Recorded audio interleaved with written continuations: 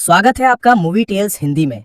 अगर आपको वीडियो अच्छा लगे तो चैनल को सब्सक्राइब करें और लाइक करें। कहानी की शुरुआत होती है पुराने जापान में। हम आको नाम की एक जगह को देखते हैं जहां अब भी जमींदारों का राज है। कुछ सामुराई एक अजीब से लड़के को पकड़ कर ले आए। उस लड़के का नाम है काय, पर कोई नहीं जानता कि वो कहां से आया है। सबको शक था कि कहीं ये कोई भूत प्रेत तो नहीं। वो उसे अपने राज्य में रखना नहीं चाहते थे क्योंकि उसकी चमड़ी बहुत सफेद थी और वो उससे डर रहे थे। लेकिन फिर भी वहाँ के मालिक लॉर्ड असानो ने कहा कि ये लड़का यहीं रहेगा। असानो की बेटी मीका को भी वो लड़का पसंद आया और दोनों जल्द ही दोस्त बन गए। अब वो लड़का उसी राज्य में बड़ा हुआ, सबसे अलग। सब उसके साथ पराया सा बर्ताव करते थे, पर फिर भी वो असानो की दया और मीका की दोस्ती के लिए शुक्रगुजार रहा। एक दिन शिकार करने वाले कुछ लोग एक जानवर को पकड़ने गए जिससे सभी गांव वाले डरे हुए थे। वो जानवर बहुत बड़ा था, 6 आंखों वाला। आदमियों को छोड़ो, वो तो घोड़ों तक को हवा में उड़ा देता। तभी हम यासानो नाम के एक सामुराई को देखते हैं जिसकी तलवार गिर गई और वो जानवर के सामने फंस गया। काय ने अपनी जान खतरे में डालकर उस जानवर को खत्म कर दिया। उसने यासानो की जान तो बचाई ही, साथ ही उसकी तलवार उसे वापस दे दी। यासानो ने घिन से कहा, मैं मर जाता तो ही बढ़िया था, इस अशुद्ध ने मुझे बचाया, छी।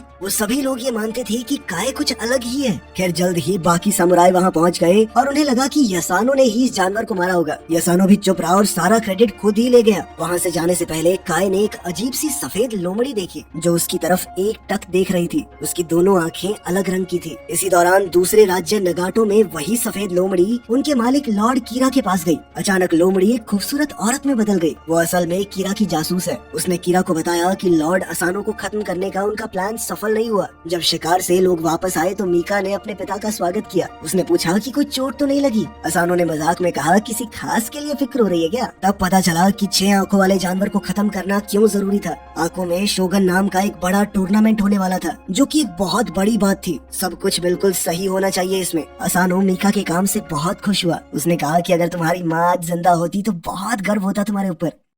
उस रात मीका काय के पास गई। काय को बहुत चोट लगी थी तो मीका ने उसका ख्याल रखा। इसके बाद मीका ने यासानो की बात छेड़ी। उसने बताया कि जब सब लोग उसकी तारीफ कर रहे थे तो उसकी आंखों में शर्म थी। काय समझ गया कि मीका जानती है क्या हुआ होगा। उसने तुरंत कहा कि मुझे कोई दिक्कत नहीं चाहिए, तुम जाओ यहाँ से। साथ ही काय ने ये भी कहा कि मैं हमेशा तुम्हें चाहता रहूंगा, लेकिन मेरी जगह अलग है, तुम्हारी अलग। जल्द ही बड़ी धूमधाम से शोगुन का दिन आ गया। एक औरत दिखाई पड़ती है जो जानी पहचानी सी लग रही थी। उसकी आंखें भी 2 रंग की हैं, बिल्कुल उसी लोमड़ी जैसी जो हमने जंगल में देखी थी। काय को ये बात अजीब लगी तो वो ओइशी को बताने गया। दोनों को ही ये पता नहीं था कि उसका बेटा शिकारा उनकी बातें सुन रहा है। काय ने कहा कि हमारे बीच में एक जादूगरनी है, पर ओइशी ने याद दिलाया कि सिर्फ राक्षस ही जादूगरनी का असली चेहरा देख सकते हैं। तुझे कैसे पता ये सब? अगले दिन त्योहार फिर से शुरू हुआ और लॉर्ड कीरा वहाँ आया। उसने लॉर्ड असानो से तमीज से बात की, पर दिल ही दिल में तो दोनों एक दूसरे से बहुत नफरत करते हैं। कीरा ने कहा, वाह बहुत अच्छी रखेल है तुम्हारे पास। बहुत गुस्से में असानो ने जवाब दिया कि मेरी बेटी है ये, समझा? तमीज से बात कर। नाटक के बाद अब समय था दोनों देशों के बीच में मुकाबले का।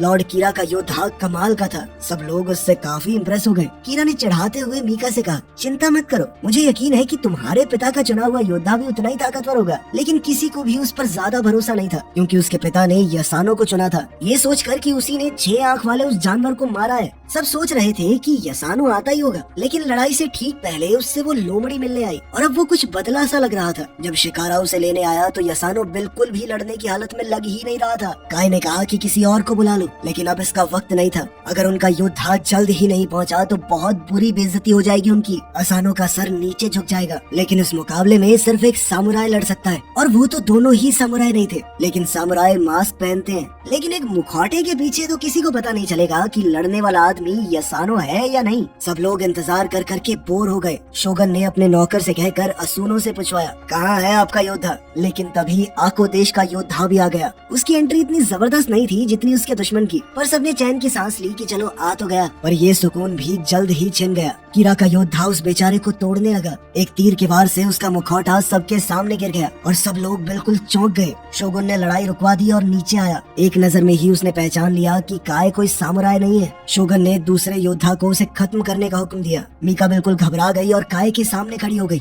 लॉर्ड असानो ने इसके लिए माफी मांगी और सारा दोष अपने ऊपर ले लिया। असानो ने कहा कि अगर किसी को सजा देनी है तो मुझे दो। शोगुन मान गया और सजा को लोगों पर छोड़ दिया।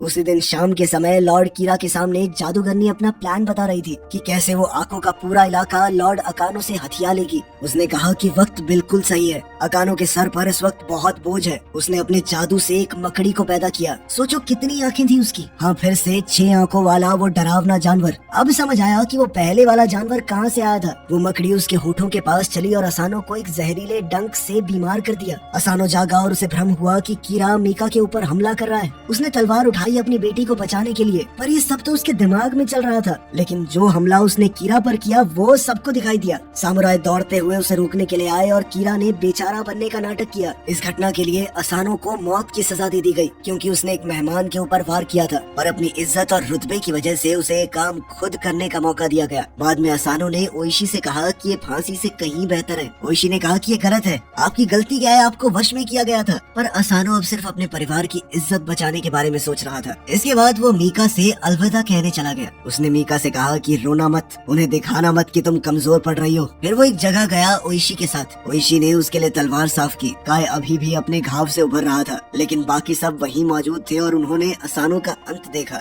सामुराई उसकी मौत का बदला लेना चाहते थे। ओइशी ने कहा कि अगर अब लड़ाई शुरू हुई तो उनके पूरे इलाके में लोग खतरे में पड़ जाएंगे। सिर्फ योद्धा नहीं बल्कि किसान और गाँव वाले भी। योद्धाओं का पहला फर्ज होता है बाकियों के बारे में सोचना। मीका ने शोगुन से कहा कि असानो की इकलौती बेटी होने के नाते वो ही इस पूरे इलाके को संभालेगी जब तक उसकी शादी नहीं होती। पर वो नहीं जानती थी कि सब कुछ तो पहले ही तय हो गया है। अब से लॉर्ड कीरा ही एको के इलाके का मालिक है। मीका को शोक मनाने के लिए 1 साल दे दिया गया। उसके बाद उसकी शादी कीरा से कर दी जाएगी। ओइशी और असानो के बाकी फौजियों के लिए शोगुन ने ऐलान किया कि अब वो सामुराई नहीं रहे, अब वो रोनिन है, मतलब सामुराई जिन्होंने अपने मालिक को खो दिया। उसने ये भी साफ कह दिया कि तुम लोग बदला भी नहीं लोगे। कीरा ने पावर में आते ही सबसे पहला काम ये किया कि रोनिन को अपनी जमीन से निकाल दिया। उसने कहा कि कोई रोनिन वहाँ मिला तो उसे मार दिया जाएगा। मीका ये सुनकर बहुत ज्यादा दुखी हो गई। और अभी सब कुछ खत्म कहाँ हुआ था। काय को एक रस्सी से खींचकर वहाँ लाया गया। कीरा ने अपनी होने वाली पत्नी से कहा कि उसे एक आखिरी बार देख ले, क्योंकि अब वो उसे कभी नहीं देख पाएगी। फिर उसने अपने एक आदमी को बुलाया और कहा कि ओइशी के साथ क्या करना है। उसे ओइशी पर बिल्कुल भरोसा नहीं था, जिस वजह से उसे जेल में फेंक दिया गया। वो पूरे 1 साल तक वहाँ पड़ा रहा।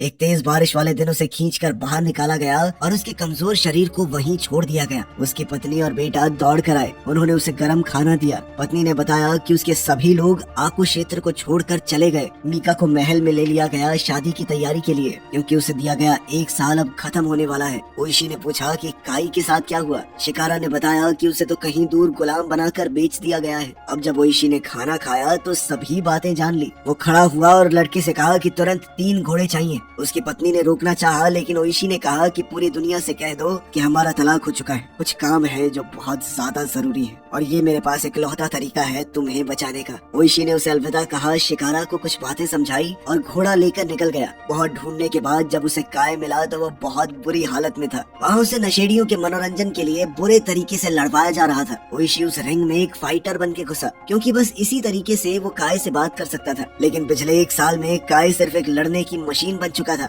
उसके ऊपर इस हद तक प्रताड़ना हुई थी कि अब वो ओइशी को पहचान तक नहीं पा रहा था। ओइशी कहता रहा, बे मैं हूँ, ध्यान दे, लेकिन काय उस पर लगातार वार करता रहा, मानो बस उसका शरीर लड़ रहा हो, अंदर से मर चुका हो। वो कुछ सोचने समझने की ताकत नहीं है। उसे तब होश आया जब उसने मीका का नाम सुना। फिर उन दोनों ने उस लड़ाई की जगह से भाग निकलने का रास्ता बनाया, गोलियों से बचते बचाते। जब वो दूर तक चले गए तब दोनों बात करने लगे। अब उनका रिश्ता बिल्कुल बदल गया था। काय अब वो शांत चेला नहीं रहा, अब वो बोलने में तेज और बहुत गुस्से वाला बन गया था। साथ ही ओइशी ने माना कि मुझे तुम्हारी वो जादूगरनी वाली बात माननी चाहिए थी। लॉर्ड कीरा ने उनके मालिक को धोखे से मरवाया है। उसे अब काय की मदद चाहिए थी और 1 साल तक जेल में रुकने से उसकी सोच भी बहुत बदल चुकी थी। इसीलिए अब ओइशी काय के साथ बहुत इज्जत से बर्ताव कर रहा था।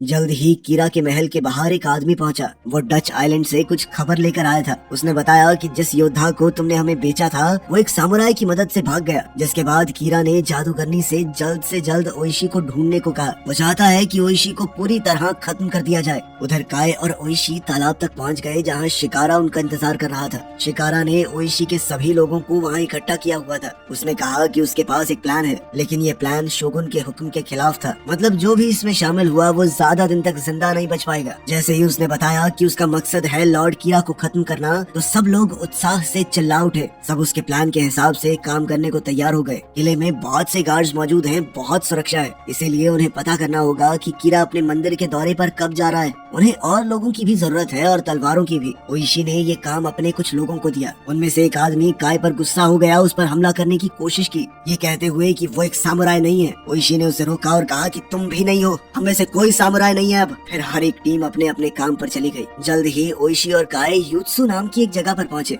जो कि तलवार बनाने वालों का एक गांव था। वो जगह ऐसी लग रही थी मानो कोई सुनसान नगरी हो, एक भी आदमी नहीं दिख रहा था। जैसे ही उन्होंने कुछ सिपाही देखे, ओइशी ने कहा कि जी हम तो किसान हैं, कुछ औजार खरीदने आए थे। सिपाही ने कहा कि अब ये लॉर्ड कीरा का गांव है। सैनिकों ने शिकारा के हाथ देखकर ये कहा कि ये किसान के हाथ तो नहीं लगते। काय समझ गया कि क्या होने वाला है और उसने तुरंत उन फौजियों के ऊपर हमला बोल दिया। उसने सबको इतनी जल्दी खत्म कर दिया कि बचे हुए लोग बहुत ज्यादा डर गए। उन्होंने मरे हुए सिपाहियों की तलवारें उठानी शुरू की। अब तक ये साफ हो गया था कि कीरा ने पूरा इलाका जीत लिया है और अब उन्हें वहाँ से हथियार नहीं मिलेंगे। तब काय ने अपना राज ओइशी को बताया। उसने कहा कि हम तेंग्यू जंगल में हथियार ढूंढ सकते हैं, जहाँ मैं भूत प्रेतों के बीच पला हूँ। उसने कसम भी खाई कि वो कभी उनका दिया हुआ जादू इस्तेमाल नहीं करेगा। ओइशी को उसकी भूत प्रेतों वाली बातें पसंद नहीं आई, लेकिन उसके पास कोई दूसरा चारा भी नहीं था। बदला तो उसे किसी भी हाल में लेना था। तभी उनका एक आदमी लॉर्ड कीरा के अगले दौरे की जानकारी लेकर आया, लेकिन अचानक वो एक सुंदर लड़की से मिला और उधर ही उलझ गया। उसकी आंखें बहुत अलग थी। उसने पूछा, तुम्हारा नाम क्या है? उधर ओइशी के लोग संभल कर जंगल में घुसे। उन्होंने उत्तर दिशा के बारे में पूछा और काई ने कहा कि वहाँ भूत है। इसके बाद ओइशी और काई एक अंधेरी गुफा में घुस गए, जबकि बाकी लोग बाहर ही रुके हुए थे। अगर बहुत से लोग एक साथ गए तो भूत प्रेत नाराज हो जाते हैं। काई ने ओइशी को कहा कि कुछ भी हो जाए लेकिन अपनी तलवार मत निकालना, ध्यान रखना चाहे कुछ भी हो जाए। उधर गुफा के बाहर खड़े रोनिन आपस में बातचीत करने लगे।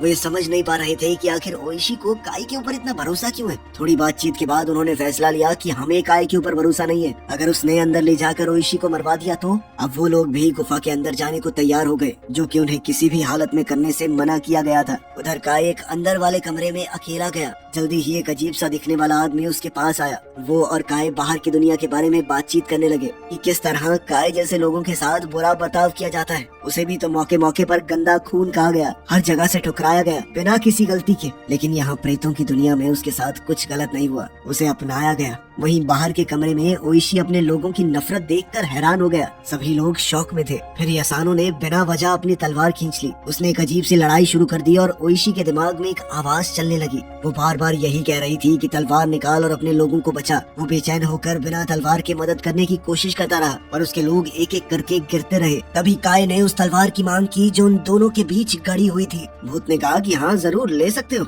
लेकिन सिर्फ एक शर्त पर, मुझसे पहले इसे पकड़ के दिखाओ। दोनों हवा में एक दूसरे की तरफ उड़े, पर काय बहुत तेज था। उस भूत को ये देखकर बहुत खुशी हुई कि काय में अब भी उतनी ही तेजी है। उधर दूसरे कमरे में सब कुछ उल्टा पुल्टा हो रहा था। ओइशी के लोग कभी गुफा में आए ही नहीं थे। ये सब सिर्फ उसका भ्रम था। ये ओइशी की लगन और भरोसे की एक परीक्षा थी। जब काय वापस आया तो उसके पास कई तलवारें थी। अब सभी रोनिन वापस आंखों के बाहर आ गए। इसुगाई वहीं पर था और उसने कहा कि लॉर्ड कीरा आज रात किला छोड़ने वाला है। ओइशी ने उसका संदेश तो ले लिया, लेकिन इस बात पर ध्यान नहीं दिया कि इसुगाई की आंखें धुंधली हो गई थी। शिकारा भी लड़ाई में शामिल होना चाहता था, पर उसके पिता ने मना कर दिया। जिसके बाद वो एक बूढ़े आदमी के साथ पीछे रुक गया। रात का समय हुआ और रोनिन चुपके से जाल में घुस गए। एक बहुत ही लंबे बालों वाला इंसान पूजा कर रहा था। उसे बस ओइशी के पास आने का इंतजार था। फिर अचानक उसने पलट कर देखा, ये वही जादूगरनी है। उसके हाथ के एक इशारे से आसपास आग लग गई। बहुत लोग मारे गए, कुछ रोनिन बुरी तरह घायल हो गए। किले में जादूगरनी ने लॉर्ड कीरा को एक तलवार दी और कहा कि ये पहले ओइशी की थी। फिर उसने मीका को चिढ़ाते हुए बताया कि कैसे मैंने अकेले तुम्हारे बाप की बची कुची फौज को भी खत्म कर दिया। उनकी बातचीत के दौरान जादूगरनी ने अपना एक खंजर मीका के पास ही छोड़ दिया, जिसके बाद मीका को एक आइडिया सूझा। उधर रोनिन के कैंप में हमें पता चला कि जादूगरनी गलत थी। हाँ, बहुत लोग घायल हुए थे, पर ज्यादातर बच गए। ओइशी ने माना कि मेरी गलती है, हमें इतना इंतजार नहीं करना चाहिए था।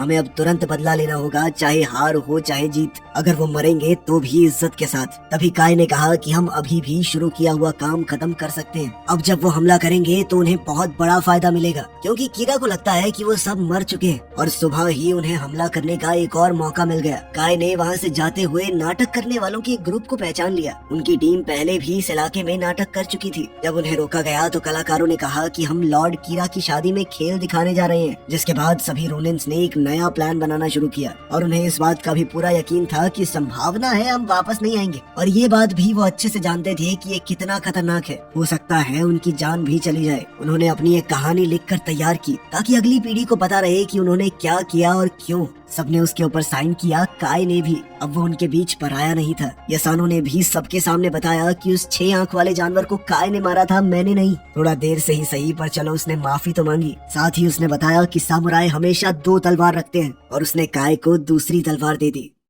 रात के समय अब एक बहुत बड़ा कार्यक्रम शुरू होने वाला था। कीरा का किला बहुत ज्यादा सिपाहियों से भरा हुआ था। उन्होंने नाटक मंडली को दरवाजे से अंदर जाने दिया, लेकिन किसी का ध्यान नहीं गया कि काय और ओशी उनके बीच में ही छुपकर किले के अंदर घुस गए। जल्द ही मीका को शादी के जोड़े में सजाकर कीरा के सामने लाया गया और उन दोनों के बैठते ही नाटक शुरू हो गया। जब सब लोग नाटक देख रहे थे तो इस मौके का फायदा उठाकर सभी रोनिन किले के कोने से ऊपर चढ़ गए और वहाँ के पहरेदारों को चुपचाप मारने लगे। वो सब धीरे धीरे इतनी सफाई से अपना काम कर रहे थे कि किसी को शक न हो। वो जैसे ही एक सामुराई को खत्म करते तो उनमें से ही कोई उसकी जगह ऐसे खड़ा हो जाता मानो कुछ हुआ ही न हो। वहीं सब लोग स्टेज पर आग का खेल देखते हुए खुश हुए, पर अचानक से जादूगरनी को महसूस हुआ कि कुछ तो गड़बड़ है। ओइशी अपना भेष बदल कर वहाँ मौजूद था। उसने कुछ करतब दिखाने शुरू किए। उधर 3 साथ खड़े सामुराइज को खत्म करते हुए कुछ गड़बड़ हो गई और उनमें से एक ने ओइशी पर तीर चला दिया, जो उसके हाथ को छूकर चला गया। लेकिन वो कीरा पर जो हमला कर रहा था वो नाकाम हो गया। अब लॉर्ड कीरा के आदमी उसे और मीका को सभी तीरों से बचाते हुए वहाँ से ले गए।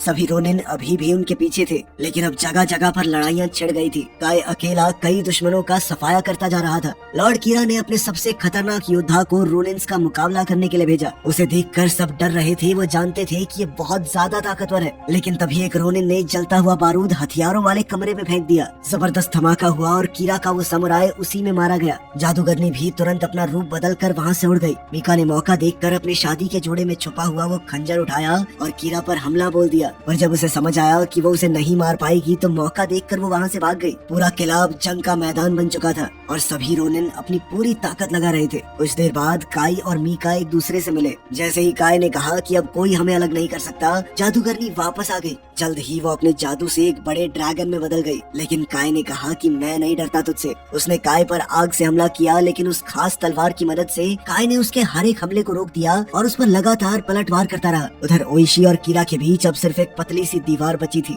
दोनों ने एक दूसरे पर हमला करते हुए उसे तोड़ दिया। उन दोनों के बीच एक जबरदस्त लड़ाई छिड़ गई। दोनों एक से बढ़कर एक थे। वहीं जादूगरनी से लड़ते हुए काय की तलवार उससे छूट गई। पर जैसे ही वो ड्रैगन मीका पर हमला करने के लिए आगे बढ़ा तो काय ने तुरंत अपनी छुपी हुई शक्तियों का इस्तेमाल करके तलवार उठाई और ड्रैगन पर जबरदस्त वार किया। ड्रैगन नीचे गिर पड़ा और धीरे धीरे जादूगरनी में बदलने लगा। ये हमला इतना खतरनाक था कि जादूगरनी ने दम तोड़ दिया। वहीं किले के अंदर ओइशी ने भी कीरा को हरा दिया और आखिर में उसका सर काटकर सबके सामने पहुंचा, इस लड़ाई को हमेशा के लिए खत्म करने। लॉर्ड कीरा के मरते ही उसके सैनिकों ने भी हथियार डाल दिए। फिर सभी 47 रोनिन राजकुमारी मीका के साथ आको वापस आए। उन्होंने असानो की कब्र पर जाकर उनकी तलवार रखी और ओइशी ने कहा कि अब बदला पूरा हुआ। आखिर में राजकुमारी ने भी काय से अपने प्यार का इजहार किया और उन दोनों के बीच मोहब्बत पनपने लगी। वीडियो पसंद आई तो लाइक कर देना, चैनल को सब्सक्राइब कर लेना। मिलते हैं अगली वीडियो में।